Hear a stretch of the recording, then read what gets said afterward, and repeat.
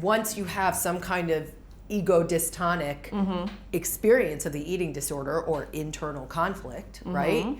That is an incredible opportunity for change. Yes. Because you have some tension. It is. And it's so interesting with bulimia in particular. Yeah. There's more research literature on that particular behavior being ego dystonic as opposed to orthorexia, where we choose clean foods, or compulsive exercise, or restricting foods. Well, I've done all four. And I can tell you that the bulimic one was by far the one that got me in. It's effective. So in other words, the behavior is effective, and that's what's really hard. I'm going to go into the mosquito thing now. So if I can just sort of talk about, I'm from New Orleans, and it's swampy, and we have mosquitoes. And if you remember being bitten by a mosquito and that very uncomfortable feeling, and you know if you scratch it, and you're dying to scratch it with your fingernails, if you scratch it, it's just going to itch more, but it becomes overwhelming and you give in and you scratch it and it's worse and you knew it. Can you imagine that that's what it feels like sometimes before you purge? Oh, yeah. I'm having this overwhelming flight of thoughts, really, these overwhelming emotions, and to top it off, I might add, overwhelming physical sensations. That has just tipped me. I am beyond the tipping point. If the tipping point was like an 8.5, yep, I'm leapfrogging over to 9. And that's when I do it. Now, after I purge, I get this great endorphin rush, and then I'm kind of tired, and I'm not angry or scared or overwhelmed anymore. So it's reinforcing. I don't like doing it, but it sure seemed effective to me. The problem is, I don't believe at that point that there's anything else that's going to work as well or as quickly. Well, yeah. And also, I think people, or certainly I did, I picked up the orthorexia as a way to try to fix the bulimia. So people don't know, orthorexia is like an obsession with healthy foods. And in my instance, it got down to like tearing lettuce was not good because the edges would oxidize, which would limit its nutritional value. So it went to that level, and I could only eat foods that were unprocessed. So even tearing lettuce was considered processing. It was only when I got to, I think, where I was like, oh my God, I am freaking out about tearing a piece of lettuce because the edges are oxidizing, and that is occupying my brain. This is weird, because this whole trying to eat aggressively healthfully was intended to fix the bulimic problem. Wait, is this thing that walked in as a friend actually another prison? Like, is it actually my enemy too? And so when I think I started to figure out that the orthorexia was orthorexia, which I hadn't even, it was a term I certainly didn't know until I was like, oh, I think I'm now orthorexic too, yay. And even the exercise and even the restricting come in as attempts, for me they did, as attempts to try to rescue me from the travails and impact of the bulimic behaviors, which would make me gain weight. And so I was using these other measures to try to reduce that problem. So I'd use them as fixes, but then they became a problem. And so I wonder if that's another reason, though, why they are initially less ego dystonic, is because, and also their results, you look better. Like, I look better when I am not puffy, and you know, and also there's that moral component, right? I'm eating well, I'm eating, you know, I'm staying in control, which bulimia feels like the exact opposite. I mean, when you're, you know, aggressively throwing up, and in my case, chewing and spitting food, which is extremely embarrassing and awful, but people do it. I call those micro behaviors. Which ones are the micro behaviors? Sort of the chewing and spitting. Is that a micro? That was like my jam. That's what I call it. I don't think there's any term out there but those are things, symptom substitution. So let's say if somebody's alcoholic, and before they really want to stop drinking and go abstinence or even harm reduction, one of the things they might say is, well, I'm just going to drink beer.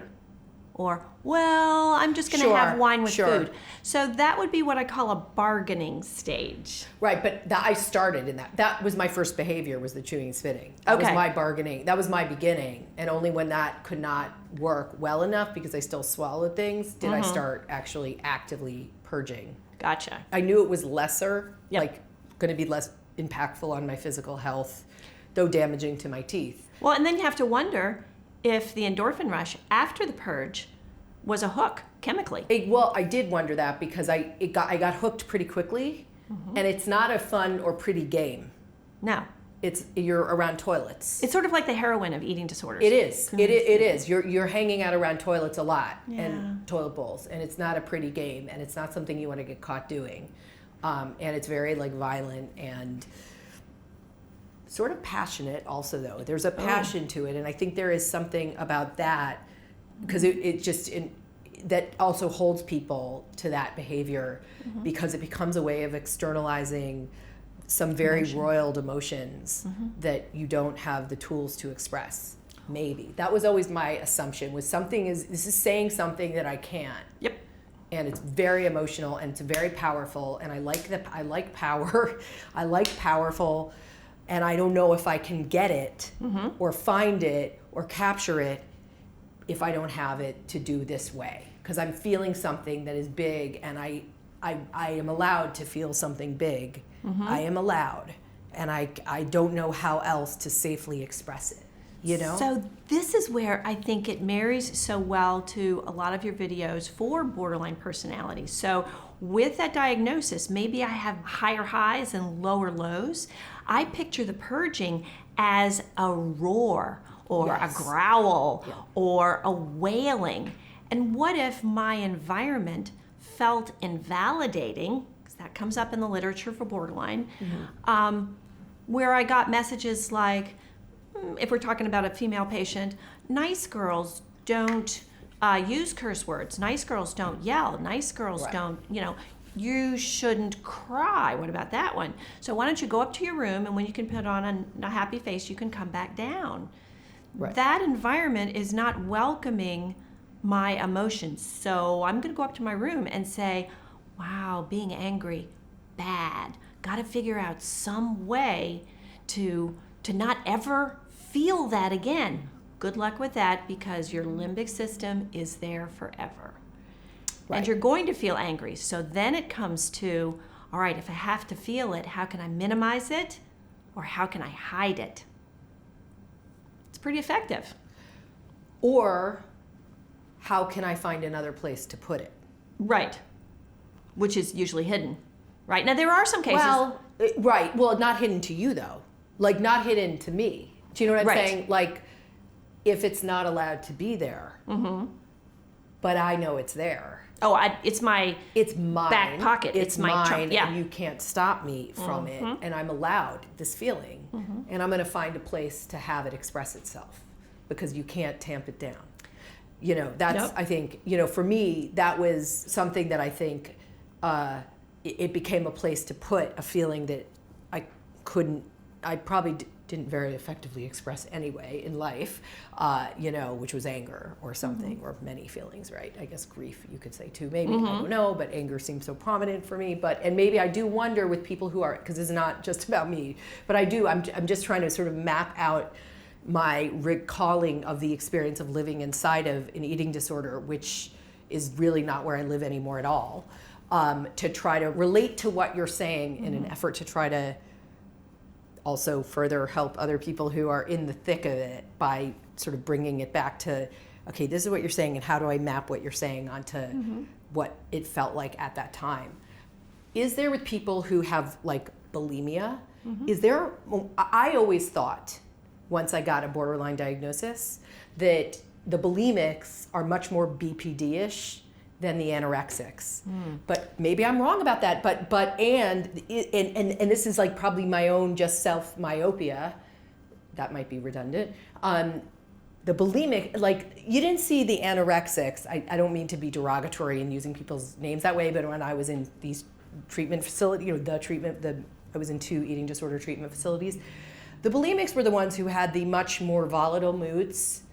Observed volatile, absolutely. Observed volatile and anger outbursts, etc. The people who had anorexia did not. Now, some of them probably because they were really compromised at that point in terms of like their brain function. Understood. Right?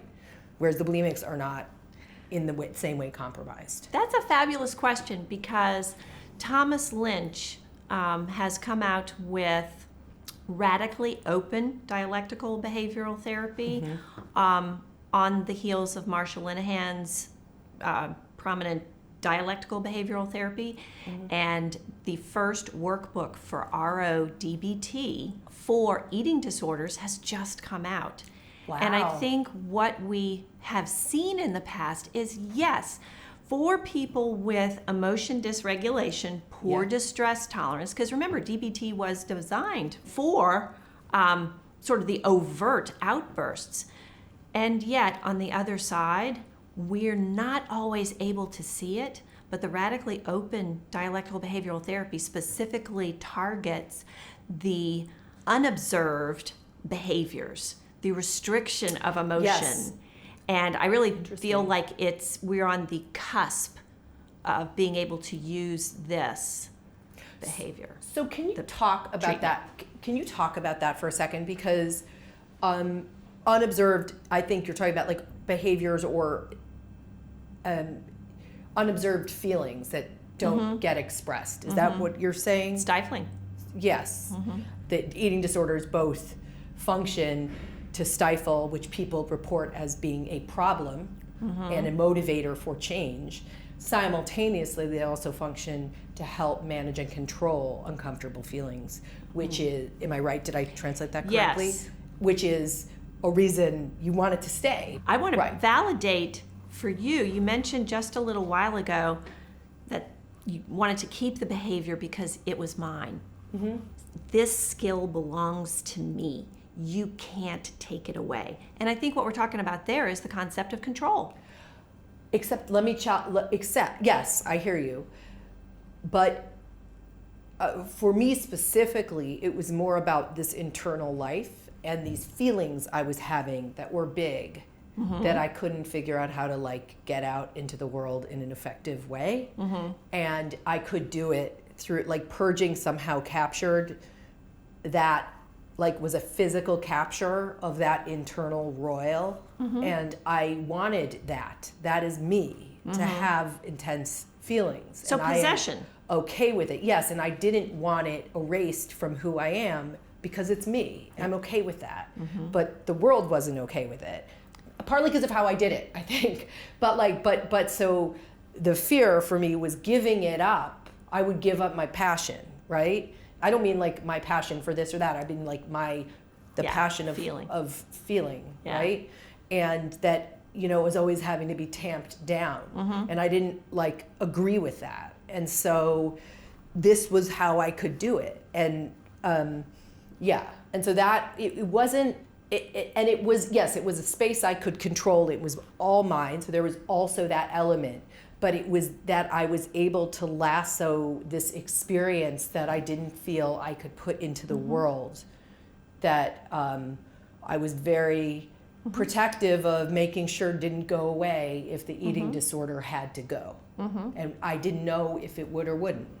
And that was the other thing. Eventually I had to make the leap because the life I was living with the eating disorder was so incredibly imprisoning and impairing that I had to take a leap of faith. I had to, in the right circumstance and with the right group of people who I felt could like shepherd me out of it. It wasn't just any old leap of faith, but.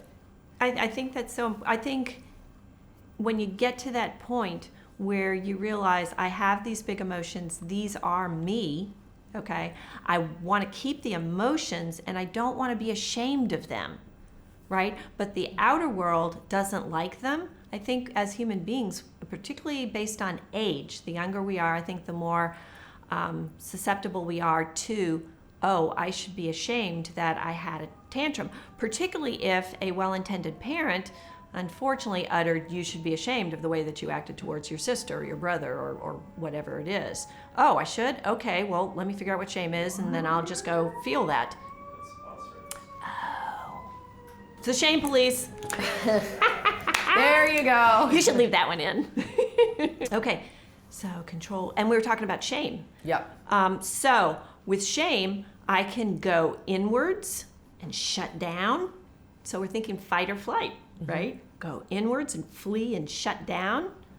Or I can fight and say, it's mine, and you're not going to approve of it, so I'm going to fight by keeping the behavior and not tell you about it. Mm-hmm. That's how I envision it.